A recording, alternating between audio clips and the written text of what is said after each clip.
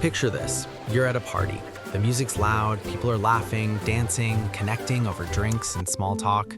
Everyone seems to be having the time of their lives. And then there's you, standing in the corner with your drink, maybe petting the host's cat or pretending to be really interested in the books on their shelf. You're not miserable. You're not sad. You're just there, alone. And honestly, you kind of prefer it that way. Now, if you've ever been that person, you've probably been asked some version of the same question. Why aren't you socializing? Or are you okay? Or the classic, you should get out there and talk to people. And maybe you've tried to explain that you're fine, that you don't need saving, that you're actually enjoying yourself, but they don't quite believe you. Because in our culture, being alone at a party is often seen as a problem that needs fixing. It's like there's this unspoken rule that if you're not mingling, laughing, and collecting phone numbers, you're doing it wrong. But here's the thing, and this is where psychology gets really interesting. Preferring to be alone at parties doesn't mean something's wrong with you. In fact, your brain might just be wired a little differently.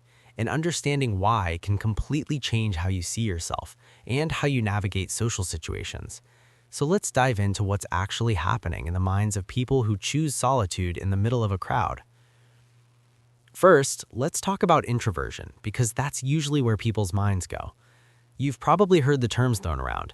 Introverts recharge by being alone. Extroverts recharge by being around people.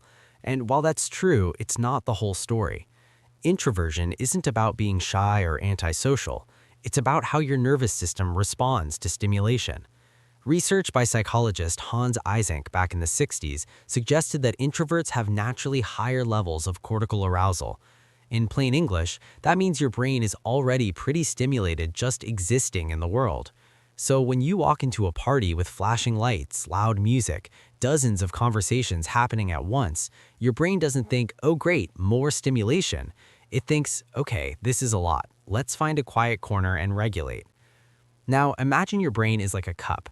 For extroverts, that cup starts the day kind of empty, and social interaction fills it up. They need that input, that energy exchange to feel good. But for introverts, the cup starts closer to full. A party isn't filling you up, it's overflowing you. And when your cup overflows, you don't feel energized, you feel drained, overstimulated, maybe even a little anxious. So standing alone at a party isn't you being antisocial, it's you being smart. It's you protecting your nervous system from overload. But here's where it gets even more nuanced. Not everyone who prefers being alone at parties is an introvert. Some people are what psychologists call highly sensitive persons, or HSPs. This is a trait identified by researcher Elaine Aron, and it affects about 15 to 20% of the population. If you're an HSP, your nervous system processes information more deeply. You notice subtleties others miss, the tension in someone's voice, the shift in the room's energy, the way the music's bass is just slightly too loud. At a party, you're not just hearing conversations, you're absorbing emotional currents, reading body language, picking up on unspoken dynamics, and that's exhausting. Think of it like this. Most people at a party are watching a movie, but you're watching the movie, reading the subtitles, analyzing the cinematography, and noticing the background music all at once. It's not that you can't handle it, it's that you're processing so much more information than everyone else that you need breaks. So when you step away to be alone, you're not avoiding people, you're giving your brain a chance to process everything it's taking in. And then there's another layer, social anxiety. Now, this is different from introversion or high sensitivity, though they can overlap. Social anxiety is rooted in fear. It's that voice in your head that says everyone's judging you, or you're going to say something stupid, or nobody actually wants to talk to you.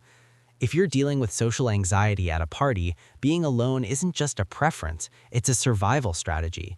Your brain perceives social interaction as a threat, and your fight or flight response kicks in, so you flee to the corner, the bathroom, the backyard, anywhere that feels safer than the center of the room. But here's what's fascinating. Even social anxiety has a psychological logic to it. Your brain isn't broken, it's trying to protect you.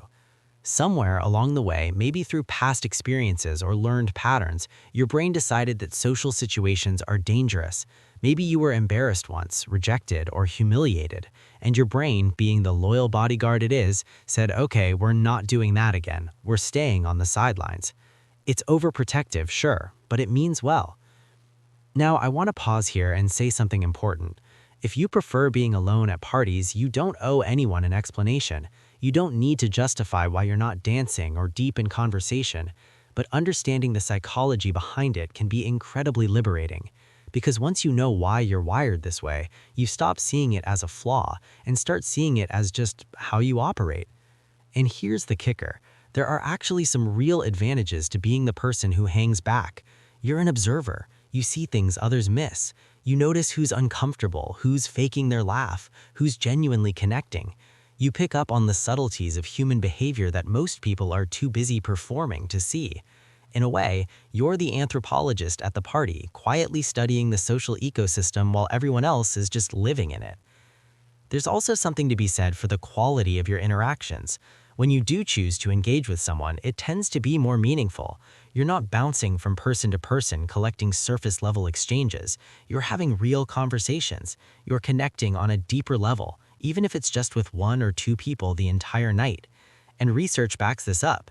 Introverts and highly sensitive people tend to form fewer but deeper relationships. You're not trying to be everyone's friend. You're trying to find your people. And that's a beautiful way to move through the world. But let's be honest, it's not always easy. There's a social cost to preferring solitude. People misunderstand you. They think you're stuck up or boring or that you don't like them. And sometimes you start to believe that narrative yourself. You start thinking, maybe there is something wrong with me. Maybe I should be more like them. And that's where the real struggle begins. Not in your preference for being alone, but in the shame you feel about that preference. So here's the perspective shift I want to leave you with. Being alone at a party doesn't mean you're failing at being social. It means you're honoring what your brain needs. It means you're self-aware enough to know that not every moment requires performance. It means you're comfortable enough with yourself that you don't need constant external validation to feel okay. And maybe, just maybe, the world needs more people like you. People who aren't afraid of quiet. People who don't feel the need to fill every silence with noise. People who understand that solitude isn't loneliness. It's a choice, a refuge, a way of being that's just as valid as any other. So the next time you find yourself standing alone at a party, drink in hand, watching the chaos unfold around you, don't let anyone make you feel like you're doing it wrong. You're not broken. You're not missing out. You're just being you. And that, in a world that's constantly demanding you be louder, brighter, more social, is a quiet kind of rebellion. If this resonated with you, drop a comment and let me know. Are you the person who thrives in the center of the room, or are you the one observing from the edges? I'd love to hear your story. And if you want more deep dives into the psychology behind the way we think and feel, make sure you're subscribed because there's so much more to explore. Thanks for being here. I'll see you in the next one.